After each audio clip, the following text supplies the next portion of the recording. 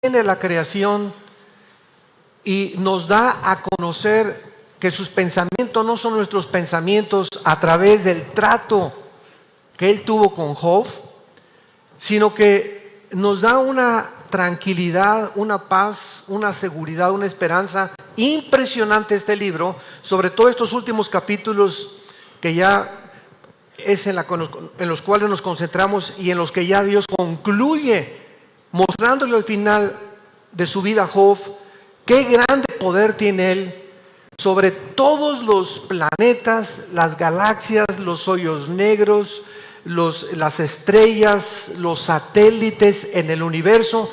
Todo el macrocosmos está regido por leyes, y gracias a que existen estas leyes existe la ciencia, porque la ciencia se basa en la observación. Entonces, cuando hay una ley del electromagnetismo, cuando hay una ley de la gravedad, cuando hay leyes nucleares fuertes y débiles, la ciencia tiene una base a través de la observación, pues para desarrollar la física, la astronomía, la astrofísica, etcétera, etcétera. Y todas estas leyes están controladas y establecidas por el Creador de todos nosotros.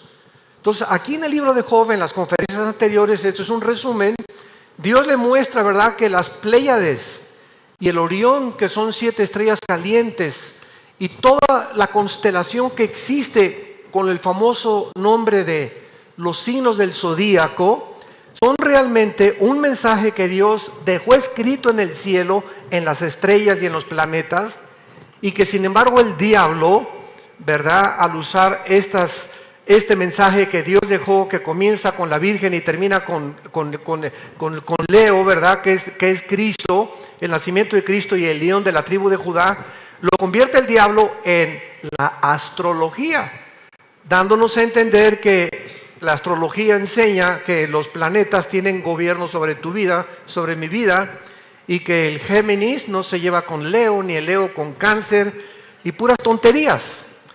Pero esta es la forma en la que el diablo siempre voltea las cosas que Dios nos quiere enseñar.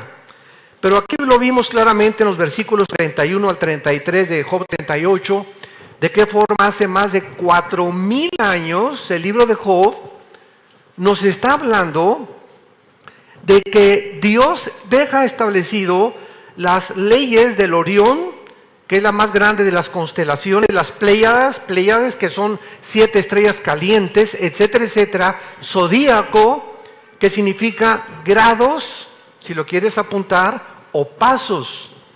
Entonces, cuando hablamos de los signos del zodíaco, estamos hablando de los signos de los grados o de los pasos, que son los pasos del sol en el cielo correspondientes a los 12 meses del año.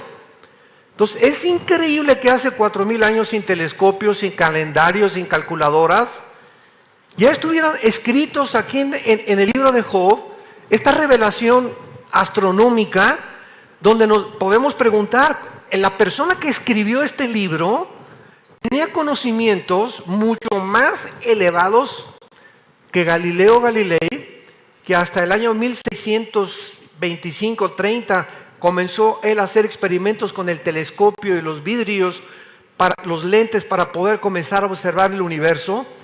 Y esto no solamente nos da una evidencia de la increíble sabiduría, conocimiento, inteligencia que el libro de la Biblia contiene en sus páginas, y que han pasado desapercibidas por los mismos científicos ateos, agnósticos, porque no quieren entender claramente, como dijo desgraciadamente el último de los grandes astrofísicos del siglo XX, Carlos Sagan, que murió en el ateísmo.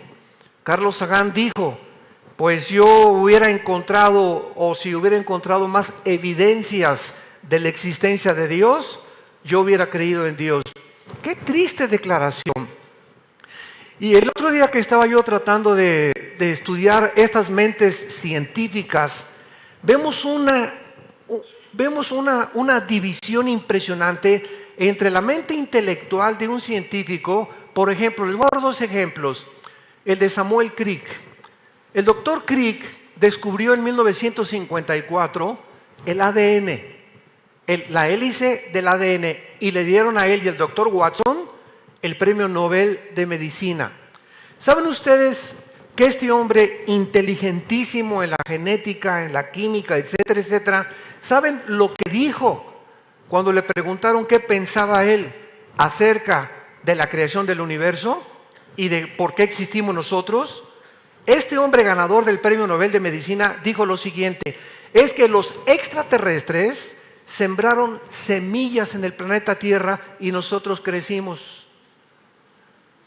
O sea, ¿cómo puede un hombre tener un premio y un valor y una inteligencia en una área tan increíblemente desarrollada como la investigación que él tuvo de ADN, y por el otro lado, en el área espiritual, como dice Romanos 1, 21 y 22, profesando ser sabios, se hacen necios? ¿Cómo puede haber una divergencia tan increíble, no? El libro de Amós habla de tortas no volteadas. O sea, cuando tú vas a freír una hamburguesa, la pones y la coces de un lado, ¿y qué tal si no la coces del otro lado? Pues no, ¿verdad? Tiene que estar cocida por los dos lados. Y hablando con este lenguaje, podemos usarlo para describir cómo hay mucha gente. Están cocidos por un lado y crudos por otro lado. Y en el área espiritual, las mentes más grandes que han negado a Dios están y han sido crudas completamente en la perspectiva y en la visión de las cosas de la creación del mundo y de Dios. Y el otro ejemplo es el del doctor Stephen Hawking, que se le considera el heredero de Einstein, que es un físico matemático inglés que tiene esclerosis múltiple, pobrecito, está en una silla, completamente atado a una silla de ruedas, solamente puede comunicarse a través de una computadora. ¿Saben ustedes lo que acaba de decir hace una semana el doctor Hawking? Que de acuerdo a cómo el mundo está ya a punto de extinguirse por la contaminación del ambiente, del agua y del aire, que debemos de comenzar a pensar en colonizar la luna. Asústame. Pensar en colonizar la luna. ¿Son enchiladas potosinas o qué? Imagínense nada más llevarnos el oxígeno de la Tierra, el Sol, la distancia que tiene la Tierra del Sol, las características que tienen aquí la vida. Como dice Hechos 17, Pablo a los atenienses, Dios prefijó el orden de los tiempos y los límites de nuestra habitación para que habitáramos, y Él hizo este planeta, el cálculo entre el hidrógeno y el oxígeno que respiramos, la distancia del Sol de la Tierra, todo el agua que bebemos, todo está interrelacionado para la existencia del ser humano en este universo. ¿Se imaginan ustedes lo que costaría y cuánto tiempo podríamos mantener una colonia en la luna de seres humanos? Digo, es increíble que estas mentes tan brillantes puedan estar tan desproporcionadas en la perspectiva que ellos creen que puede llegar o alcanzar la tecnología y los descubrimientos científicos. Y es que ese es el diagnóstico que hace la Biblia del ser humano. Profesando ser sabios, nos convertimos en necios. ¿Qué pensaba el más grande ateo del siglo XX? Friedrich Nietzsche, el alemán. Dios está muerto, escribió. Así hablaba Zaratustra, el anticristo. Y Nietzsche comenzó a enseñar: el ser humano es un ser tonto por seguir a Jesucristo, porque Jesucristo fue un perdedor. Escuchen lo que dijo: fue un perdedor porque escogió 12 pescadores en lugar de haber escogido a 12 intelectuales. Entonces, ¿ves cómo el mundo, sin tener la inspiración del Espíritu Santo, no entiende lo que Pablo escribió en 1 Corintios 1? Dios escoge lo necio para avergonzar a los sabios. Si Nietzsche hubiera entendido que ese era el plan de Dios, escoger 12 pescadores, como decía Cantinflas, deslustrados y desleídos, a propósito, para que la honra y el orgullo fuera de Dios y no de los hombres. Y esos 12 hombres ignorantes que escogió Cristo para que le siguieran y se convirtieran en sus discípulos, esos 12 hombres, ignorantes pescadores, cambiaron el imperio romano con el mensaje que comenzaron a predicar. Todo eso lo hizo Dios a propósito. En la cruz decían los fariseos, este hombre no puede ser Cristo, porque aquí dice en la Torá de que maldito es el que es colgado en un madero. Entonces, ¿cómo puede un hombre ser colgado y decir que él es el Salvador? Así los religiosos pensaban. Los griegos, que estaban también al pie de la cruz, pensaban, no.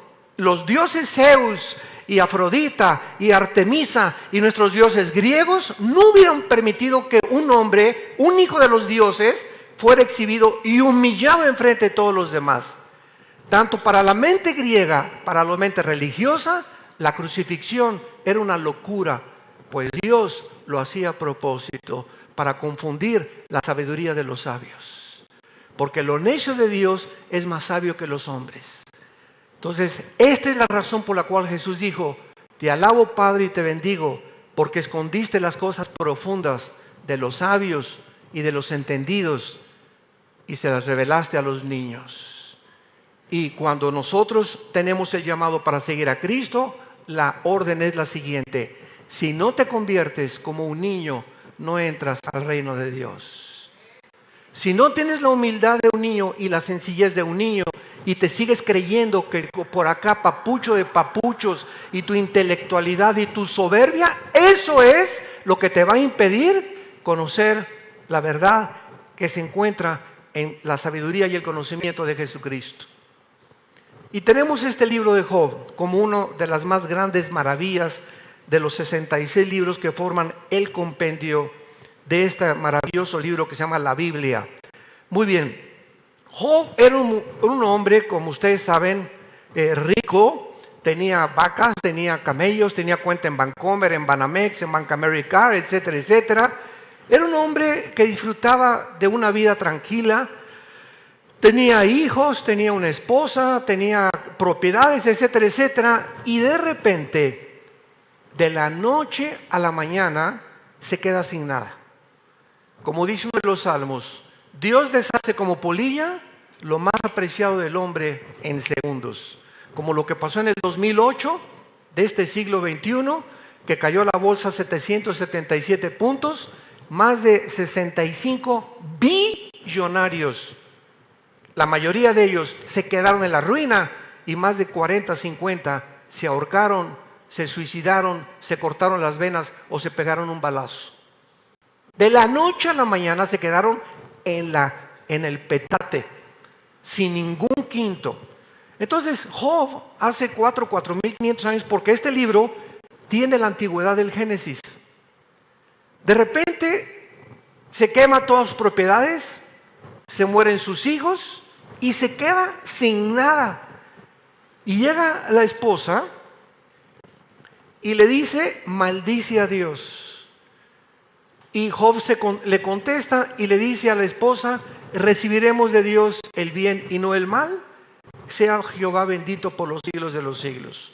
O sea, si Job hubiera querido que alguien se fuera, hubiera sido su esposa. Ha de haber pensado, ¿por qué entre todos los que se fueron no se la llevaron también a ella, verdad? Pues también Dios tenía un propósito para dejársela ahí junto en el programa de Dios. Bueno, en medio de toda esta confusión, Job comienza a preguntarse, ¿qué he hecho de malo para que me haya pasado lo que me ha sucedido? Y entonces, todavía para atornillarlo más, llegan tres disque filósofos, los tres amigos cercanos de Job, supuestamente intelectuales, y le dicen a Job, ¿sabes una cosa? Hay un pecado escondido en tu vida. Esto que te pasó es porque hay un pecado en tu vida. Y esta es la forma en la que mucha gente continúa pensando en el siglo XXI. Que muchas veces a muchos cristianos les pasan cosas que parecería que fuera por un juicio de Dios, cuando no siempre debemos adelantarnos a juzgar lo que les sucede. Claro que muchas cosas malas suceden por el pecado, Eso es inequívoco e inevitable, pero no siempre. Entonces, ¿se acuerdan ustedes en el Evangelio de Juan cuando llegaron los discípulos y vieron a un cieguito y le preguntaron a Jesús, ¿quién pecó para que éste naciera ciego? ¿Quién pecó para que éste naciera con síndrome de Down? ¿Quién pecó para que esta niña naciera con parálisis cerebral? Y siempre estamos buscando, desgraciadamente, que hay algo malo detrás en la familia para que esto haya sucedido. No siempre. No siempre, no siempre, no siempre. No somos nadie para juzgar según las apariencias. Entonces Jesús les contestó, pues no pecó ni este niño, ni este joven, ni sus padres, sino para que las obras de mi Padre fueran manifestadas. Y Cristo sana al ciego para mostrarle un milagro impresionante a la gente. Entonces, este es el caso que nos presenta Job. Job no sabe qué le está pasando. ¿De dónde vienen tantas supuestas maldiciones? Que vamos a ver que no eran maldiciones. Y entonces durante ese periodo, donde es el periodo donde no entendemos por qué choqué, por qué se murió mi hijo, por qué me quedé sin trabajo, por qué no encuentro trabajo, por qué me abandonó mi esposa, por qué me abandonó mi esposo.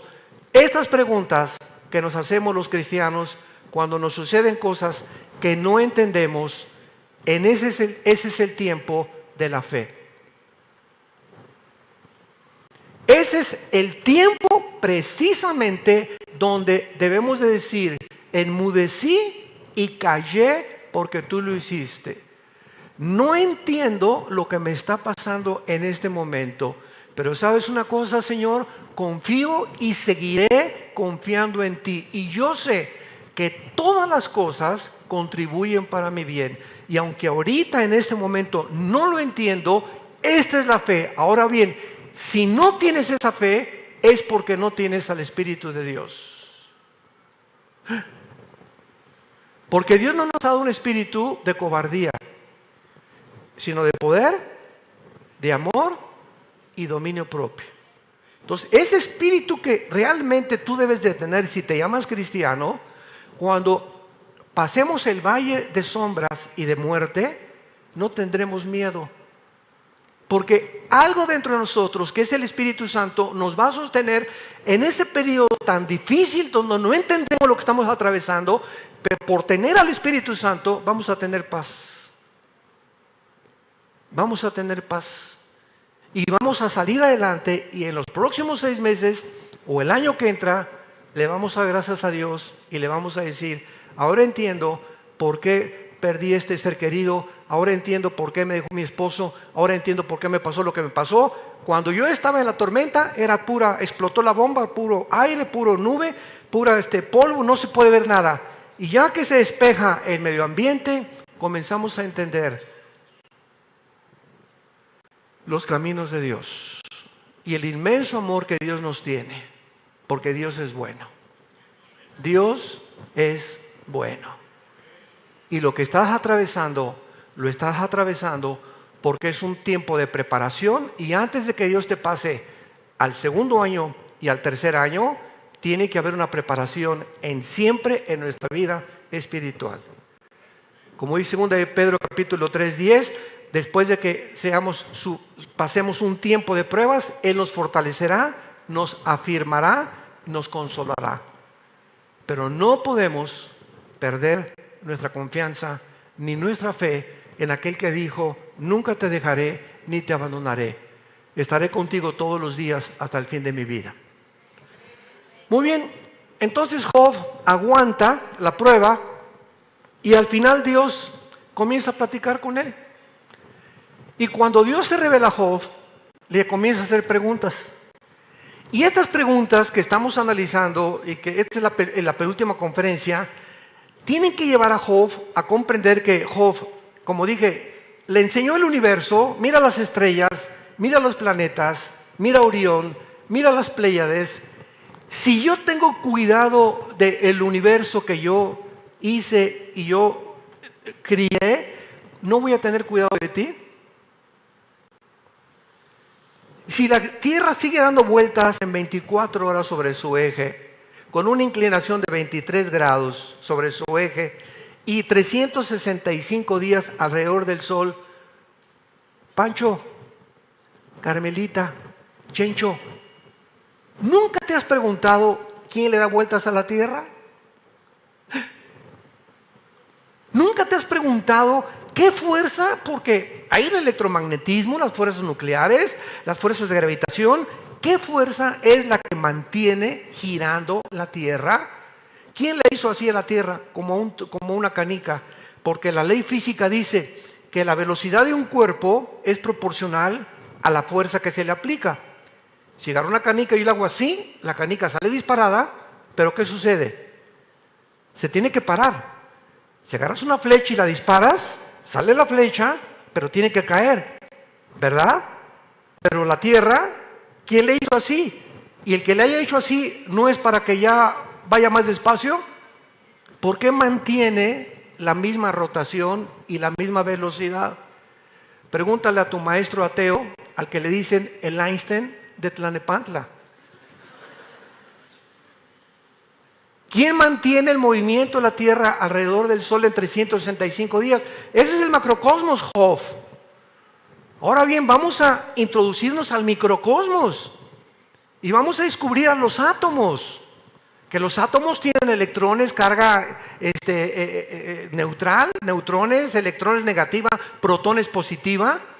¿Quién mantiene el movimiento microscópico para que este púlpito se mantenga y para que la materia exista? ¿Quién mantiene esa fuerza interna microscópica? Y después de que Dios comienza a Job a hacerle esas preguntas, claro que Job, no chepo, pues ¿verdad?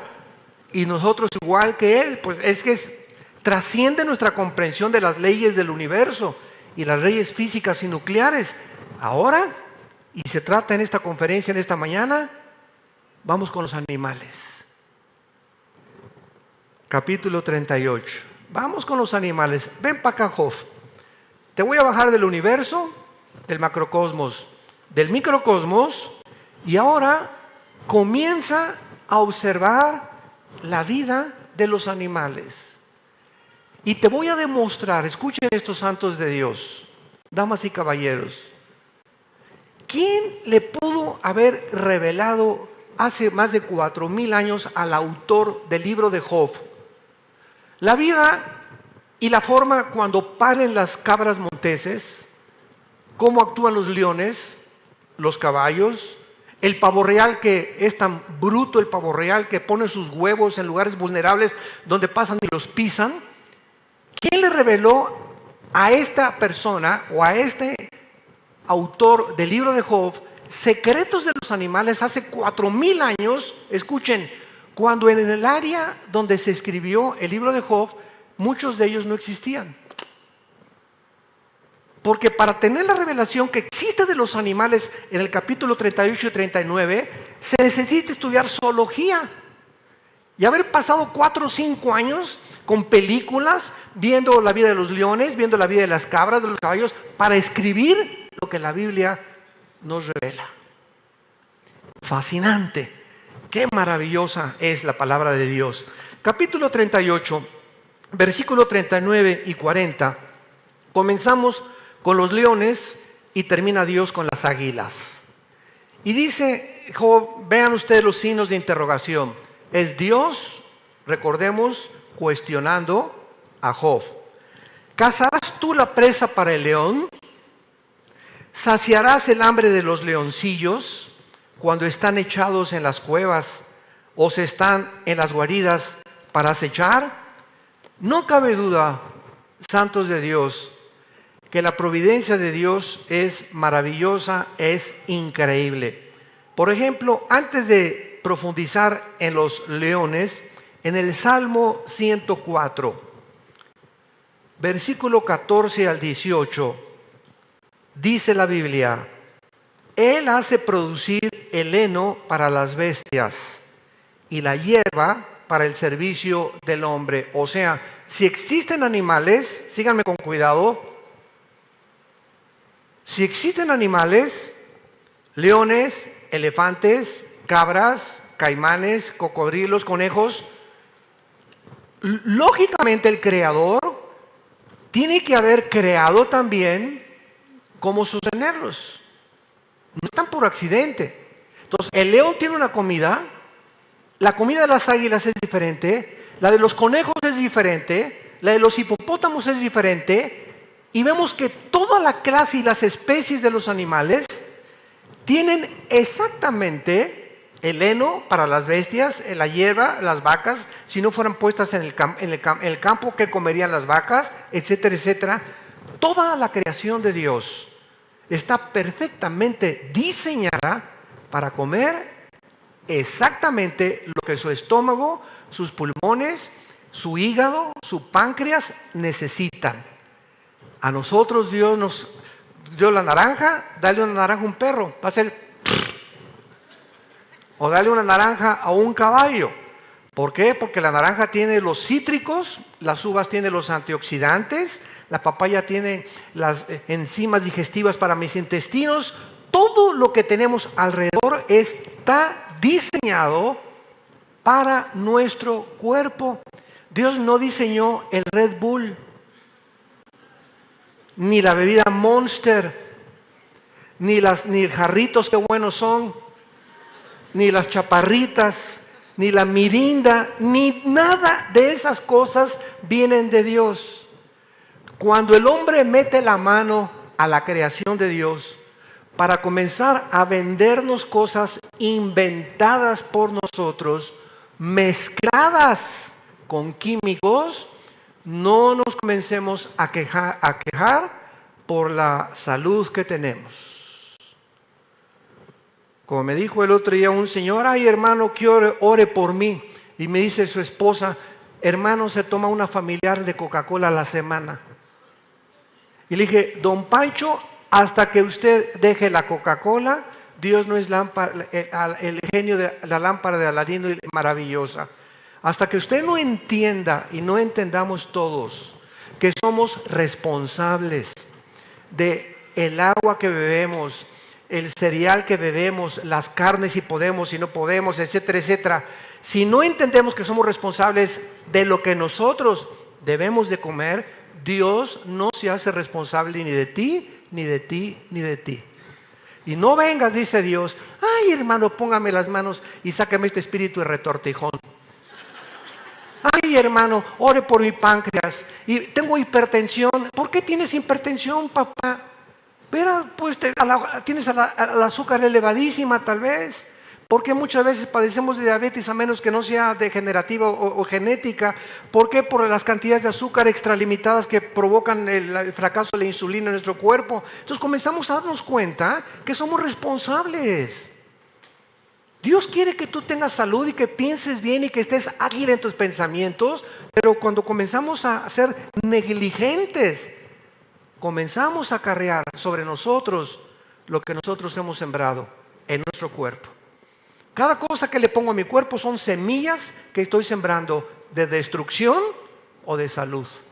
No hay más que de dos cosas. Cada cosa que te lleva, cada galletita, cada dulce, cada postre, cada bebida que ingerimos va a producir consecuencias para bien o para mal. Recuerda todo eso durante toda tu vida. Entonces vemos aquí en el 104 que Él hace producir el heno para las bestias, la hierba para el servicio del hombre, sacando el pan de la tierra y el vino que alegra el corazón del hombre, el pan que sustenta la vida del hombre. Versículo 17, allí anidan las aves, en las hayes su casa la cigüeña, los montes altos para las cabras monteses, las peñas madrigueras para los conejos. Dios diseña el medio, el modus vivendi, el hábitat, el alimento de todo lo que creó. Los peces tienen un alimento, los tiburones tienen un alimento, las morsas tienen un alimento, los osos tienen un alimento, pero ¿sabe una cosa? Que todos nosotros estamos ciegos y nunca nos ponemos a pensar y a reflexionar en todas estas cosas que están interrelacionadas y que forzosamente nos tienen que llegar a la conclusión de que tiene que existir un creador.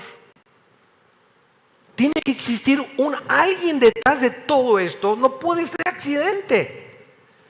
Tendríamos que estar marihuanos para concluir que es un accidente y que venimos de los changos y que somos el producto de una evolución.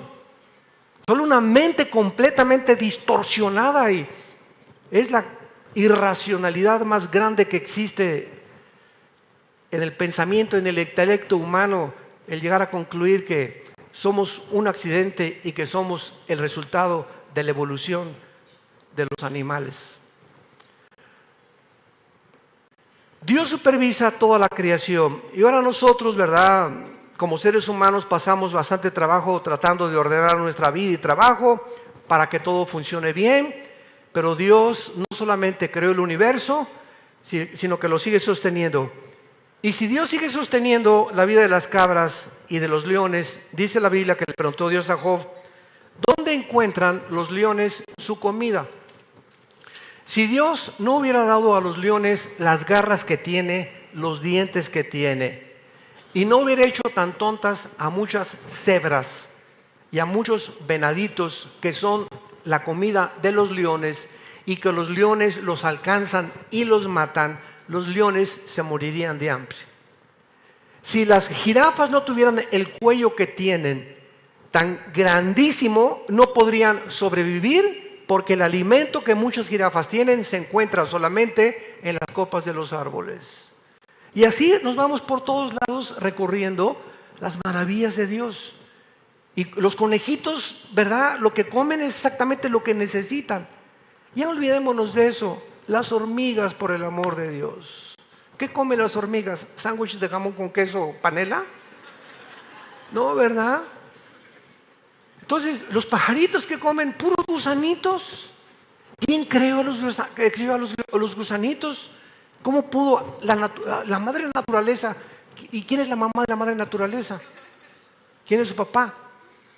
Todas estas cosas nos llevan solamente a una conclusión. Dios le está diciendo a Job, ¿sabes tú cazar la presa de los leones que sirve de alimento a sus cachorros? No, ¿verdad? Yo soy el que puedo proveer para que el león alcance y sus cachorritos, cuando el león llegue y los cachorritos estén en su cueva, que los cachorritos de los leones no saben cazar, igual mamá osa, cuando son ositos no los deja salir de la cueva, los leones tampoco, porque pueden comer hongos venenosos. Y hasta que el osito tiene 4 o 5 meses de edad, la mamá osa saca al osito y le da chance que ya se vaya al campo, porque ya le enseñó a distinguir lo que es bueno y lo que es malo para comer.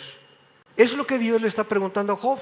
Y le está diciendo a Job, Job, fíjate nada más todo lo que yo sostengo y la comida interrelacionada de todos los animales. ¿No tendré cuidado de ti? ¿No tendré cuidado de ti? Ay, hermano, no tengo trabajo. Y como dijo en Teofilito, ni lo tendrás. ¿Por qué? Por tu incredulidad. Es la incredulidad la que nos impide recibir de Dios. Ay, hermano, ayúdame a encontrar trabajo. ¿Sabes una cosa? Alaba a Dios ahorita porque no tienes trabajo. Y pregúntale, ¿cuál es el propósito ahorita para que no lo tengas? Y cuando Dios vea tu fe, cuando Dios vea que confiamos realmente en Él, porque sin fe es imposible agradarlo. Cuando tú descanses y en las buenas y en las malas te alabo, Señor bendito, porque no tengo ni petate donde dormir hoy en la noche. Pero tú lo tienes. Como hace poco una muchacha llegó con mi esposa y conmigo. Ay, hermano, oren por mí porque no tengo trabajo. ¿Cuántos años tienes? 19 años. Graduado así, ya casi me gradué en la universidad. Pero llegó así, ay, pues, oren por mí. Y le dije, ¿sabes una cosa? ¿Tienes un petate donde echarte en la noche? Sí. Papás, sí. Comida con flex, sí. Frijoles, sí.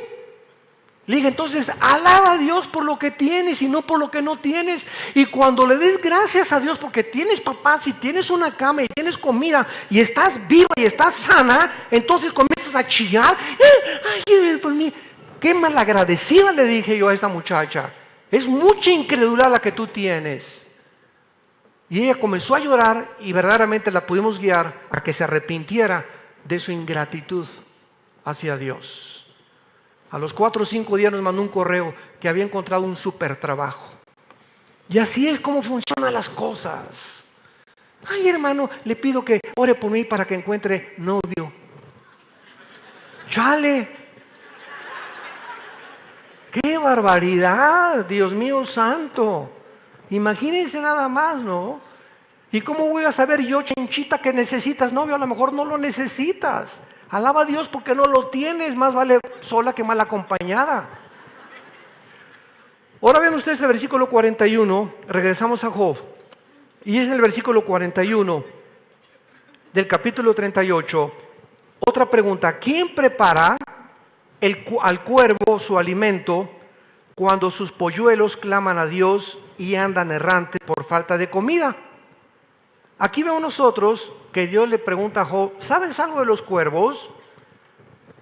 ¿Puedes tú imaginarte quién les provee para que nunca se mueran de hambre o los pajaritos? Y fue lo que Jesús en Mateo 6 le dijo a los discípulos. Ahí iban caminando Pedro y Juan y Santiago, etcétera, etcétera, con Jesucristo. Y imagino que comenzó Pedro, oye, ¿trajeron tortas para en la noche? ¿Habrá un Holiday Inn donde nos hospedemos hoy en la noche?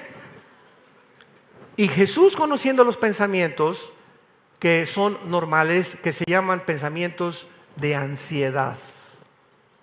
¿Qué es la ansiedad? Es un estado en el que no te deja vivir tranquilo porque comienzas a anticiparte con temores que no han sucedido y que ni sucederán. Y comienza a pensar, ¿y si se muere mi esposo? ¿Y para qué aceptas ese pensamiento, por el amor de Dios? ¿Y si pasado mañana no tengo comida? ¿Por qué aceptas ese pensamiento? Al contrario, todo lo que es bueno, todo lo que es dulce, todo lo que es de buen provecho, todo lo que es de buen nombre, en esto pensad, Filipenses 4:8. Yo no voy a estar pensando, ¿y se muere mi esposo? Pues que se muera. Y si mi hijo se va, pues que se vaya. No tenemos el control de nadie nosotros. ¿Qué es la fe? ¿Qué es la paz? Señor, yo dependo de ti, no dependo del dólar, ni del petróleo, ni de mi esposo, si vive, si no vive, si tengo seguro social, si no tengo seguro social. Yo dependo de ti, Señor. Quiero confiar en ti, quiero dormirme como un niño, tranquilo, en paz. Porque si tienes cuidado de los pajaritos que no siembran, ni guardan, ni amontonan, ¿cuánto más que diste tu vida por mí? En una cruz. Dios muestra su amor para con nosotros. Y de tal manera amó Dios al mundo que nos dio a su Hijo. Nos dio a su Hijo. No nos dio a las cabras y a los leones, a los pajaritos, a los venados. Nos dio a su Hijo. ¿No tendrá cuidado de nosotros? ¿Por qué no tienes lo que tienes? Por tu incredulidad. Te has amachado en una posición en la que no es cierto que crees en Dios. Y ese estado de angustia y de ansiedad en que estás demuestra que no confías en Él y por eso se cierran los cielos. Porque lo único que hace entrar en acción el poder de Dios en nuestras vidas es la fe. Es la fe, nada más. Que este pensamiento taladre y selle lo más íntimo de las fibras de nuestra alma. Capítulo 39 de Job, del 1 al 4. Veamos ahora las cabras y los venados. ¿Sabes tú el tiempo en que paren las cabras monteses? Si alguien lo sabe, levante la mano esta mañana.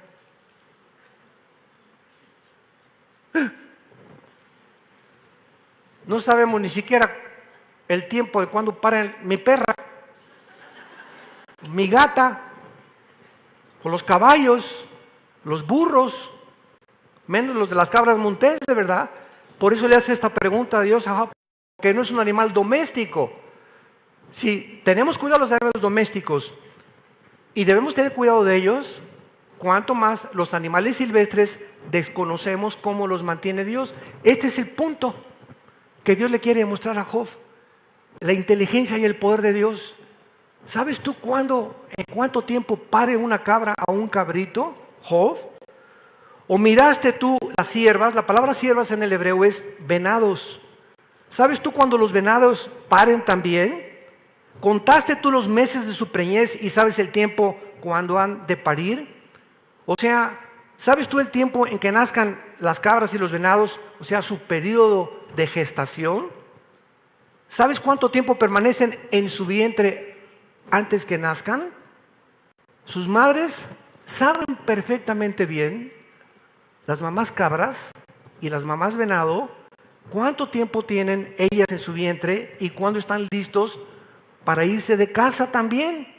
Los pasteros, por ejemplo, y los rancheros cuidan los animales de nacimiento. Yo viví mucho tiempo en un rancho, conozco mucho de ganado, de caballos, agarrábamos a los becerros, ¿verdad? Me enseñaron a entrenar caballos, conozco el tiempo de las vacas, etcétera, etcétera, las terneritas, porque son los animales domésticos a nuestro alrededor.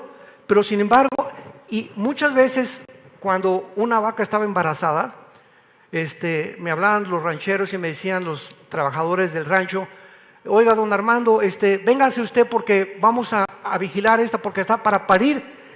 Y muchas veces los rancheros teníamos que cuidar cuando está pariendo la vaca, ayudarla a parir. ¿Por qué? Porque son muy delicadas en su parto. Sin embargo, los animales silvestres nadie les ayuda.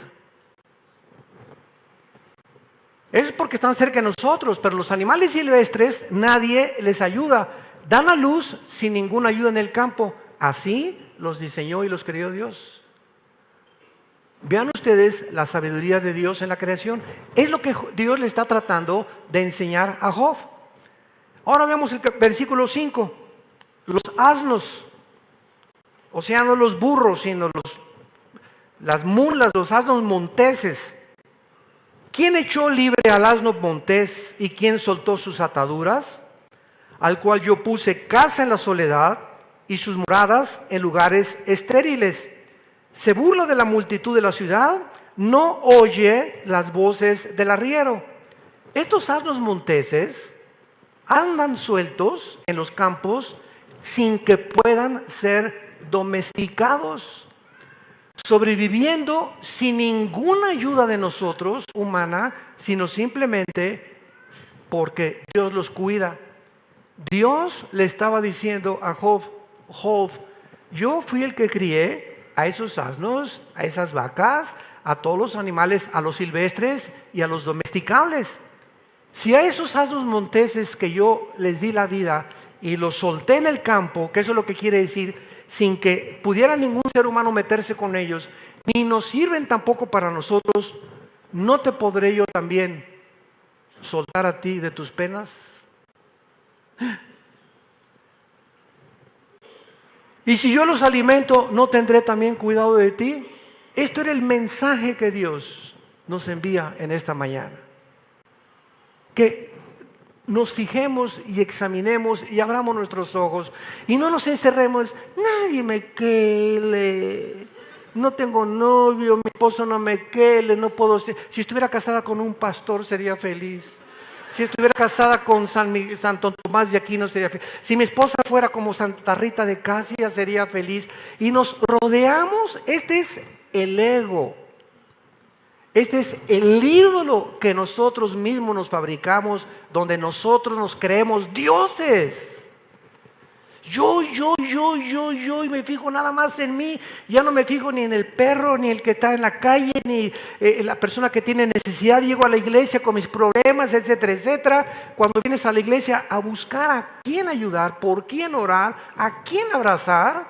Ay, me voy de esta iglesia porque nadie tiene amor. Tú no vienes a la iglesia a buscar amor, vienes a dar amor. A ver a quién abrazas, a ver a quién ayudas, a ver a quién... la persona más miserable, escribió la famosa Madre Teresa de Calcuta. Dijo la Madre Teresa: la persona más miserable son las personas que viven para sí mismas. Las que solamente yo.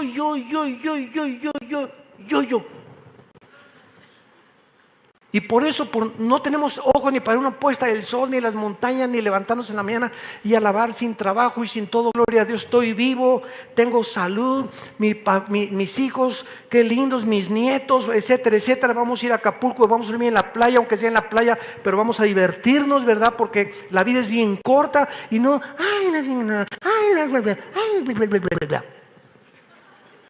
esta es la razón por la cual eres tan miserable. Porque estás concentrado en tu propia vida, en tus propios intereses. Comienza a vivir para los demás, a darle gracias a Dios por lo que ahorita tienes, que hoy amanecimos. Y si amanecimos es porque el Dios que cuida las cabras, los leones, los cuervos, las águilas, los venados, el Orión, las Pléyades y los planetas y los átomos y los electrones, si Él sostiene todas estas leyes físicas y nosotros amanecimos, es porque Dios nos cuida y porque no ha terminado su misión con tu vida y con mi vida. Entonces, nada más dale gracias a Dios por eso.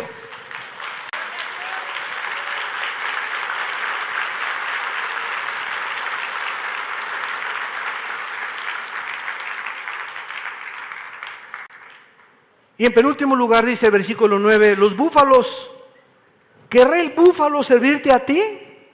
A ver, Job, éntrale. A ver, trata de buscar un búfalo y amárralo para que are con un buey y con un toro. El toro y la vaca y el buey te ayudan y les pones una cosa aquí en el cuello, ¿verdad? Y aran el campo. A ver, trata de hacer eso con el búfalo. No es domesticable el búfalo, lo que Dios le está diciendo a Job. ¿Querrá el búfalo servirte a ti? ¿O quedar en tu pesebre? A ver, hazle una cuevita al búfalo, a ver si se queda ahí. Hazle una cuevita, a ver, aquí queda mi nene, y le haces así en la noche, ¿verdad? Como le puedes a una vaca, a un toro, a un conejito. El búfalo no va a aceptarte, ni nadie los puede domesticar. Ni has visto búfalos tampoco en los circos domesticables. El elefante es domesticable, hasta los leones, con un chicote mantenerlos a raya mientras están así nada más. Pero es lo que Dios le está diciendo a Job. Atarás tú al búfalo, versículo 10, con coyundas para el surco. Labrarás los valles en pos de ti. Confiarás tú en él por ser grande su fuerza y le fiarás tu labor. Fiarás de él para que recoja la semilla y la junte en tu era. O sea, Job intenta a un búfalo usarlo para labrar la tierra. No te va a obedecer, no se va a someter, no va a entrar en ningún lugar que tú le digas, porque así yo lo diseñé. Con esas características para enseñarte algo.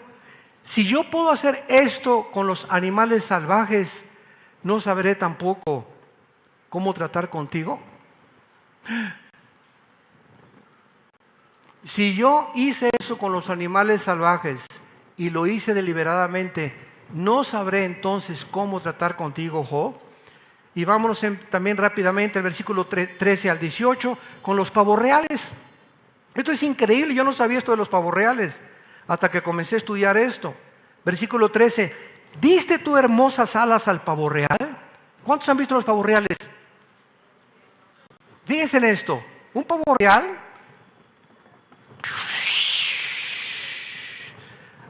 extiende sus alas y dices, cámara, ¿verdad? Como dicen los jóvenes. ¡Qué barbaridad! ¡Qué de colores las plumas de un pavo real! ¡Impresionante!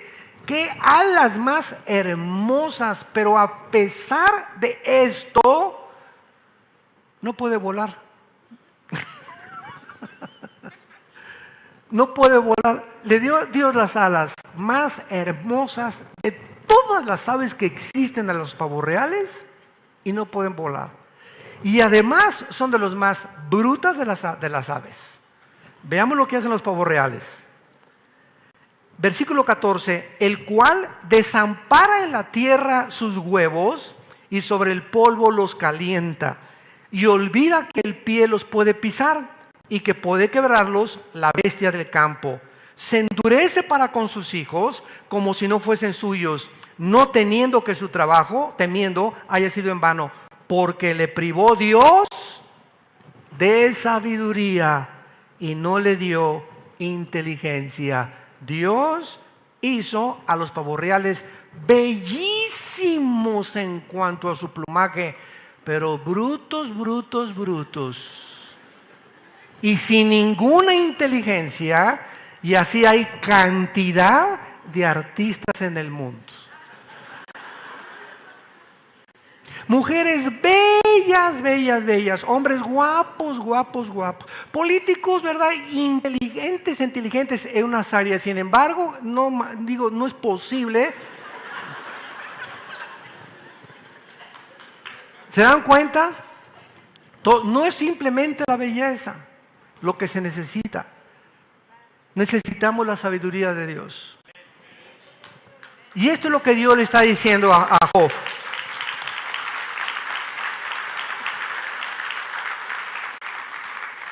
Y el versículo 19, los caballos. Diste tú al caballo la fuerza, vestiste tú su cuello de esos crines ondulantes, le intimidarás tú como a la langosta, el resoplido de su nariz es formidable, escarba la tierra, se alegra en su fuerza, sale al encuentro de las armas, o sea, en la guerra, hace burla del espanto y no teme, y no vuelve el rostro delante de la espada. O sea, ustedes han visto en las películas de Alejandro el Magno, de Napoleón, los caballos en aquel tiempo, ¿verdad? Que suena la trompeta y el caballo se va, el jinete, y se va, aunque le pongan lanzas y todo, el caballo se lanza a morir y no tiene temor de nada, y él sabe instintivamente que va a morir, de una forma instintiva. ¿Qué está diciéndolo Dios? Es el más hermoso de los animales, de los caballos, admirados, caracterizados por su fuerza, por su belleza, por el valor. Y aquí se describe al caballo en la guerra, con sus crines ondulantes, ni temor para la batalla, sin importar el ruido de la trompeta, noble y fiel a su jinete. A su jinete. Podía crear Job una criatura tan hermosa, fuerte, noble y valiente. Podía entender que fue Dios quien lo diseñó de esa manera para ayudarnos. ¿Qué hubiera pasado si no hubiera Dios creado caballos? No hubiéramos conquistado el mundo. No nos hubiéramos transportado de un lugar al otro lugar. ¿Qué hubiera sido Dios si en el desierto, en el Medio Oriente, no hubiera inventado los camellos? ¿Cómo podrían los árabes cruzar un desierto con un animal que es el único animal, los camellos, que pueden estar un mes sin tomar agua? Llenan el tanque de pura premium y les dura un mes. ¿Qué hubiera pasado, verdad? Sin eso, Dios diseñó un estómago impresionante a los camellos que no lo tienen. Eso contradice la teoría de la evolución. Cada animal fue diseñado con un ADN y características genéticas, con comida diferente de todos los demás, para mostrarnos la creación impresionante, el diseño y la inteligencia del que dio su vida por nosotros en una cruz.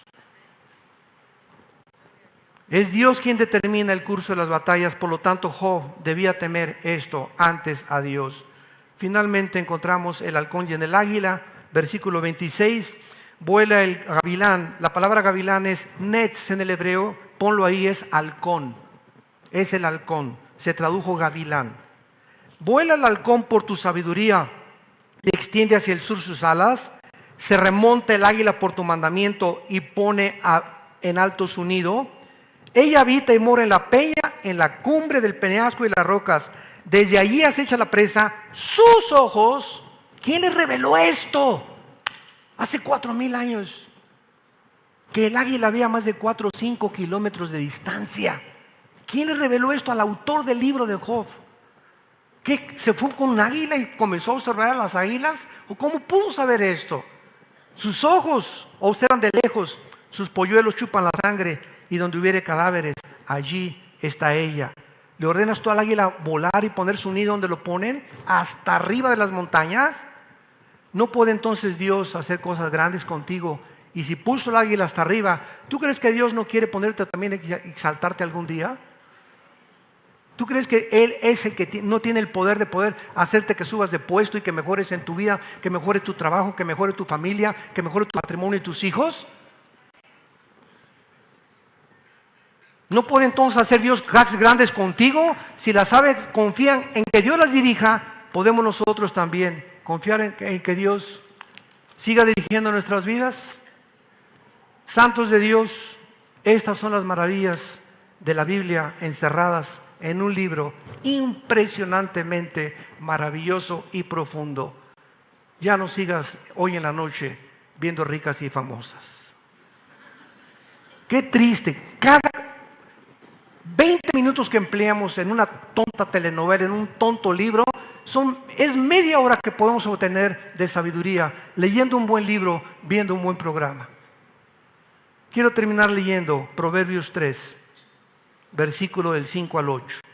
Fíate de Jehová de todo tu corazón y no te apoyes en tu propia prudencia. Reconócelo en todos tus caminos y Él enderezará tus veredas.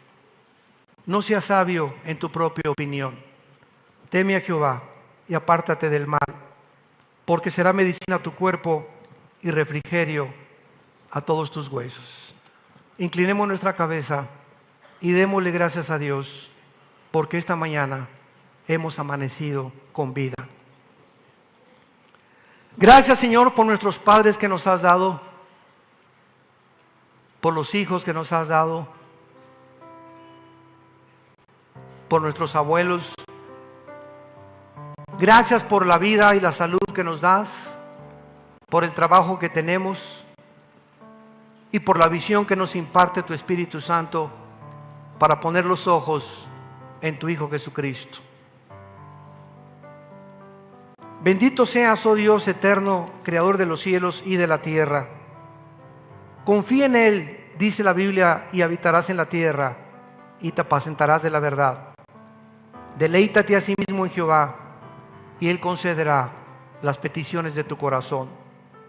Encomienda a Jehová tu camino y confía en Él y Él hará. Dios busca la fe y a Él quiere revelarle a ese varón y a esa mujer que ponen su confianza y tienen paz, revelarle los secretos más profundos de la naturaleza, del universo y del mundo espiritual. Arrepiéntete en esta mañana por tu incredulidad, por tu desesperación, porque has llegado un momento a angustiarte en tu vida de tus problemas, ignorando que Él te ha dicho: no te dejaré, no temas, yo soy el Señor que te ayudo. Esfuérzate, tú y sé valiente, jamás te abandonaré ni te dejaré.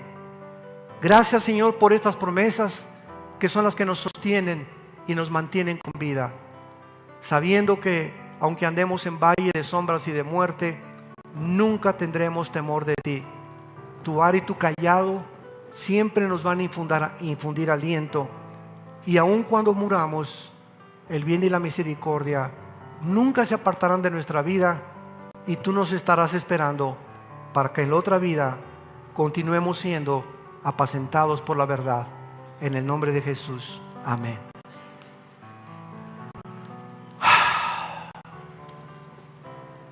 Qué maravilla de libro. Bendita palabra de Dios. Bendita Escrituras. Gracias, Señor.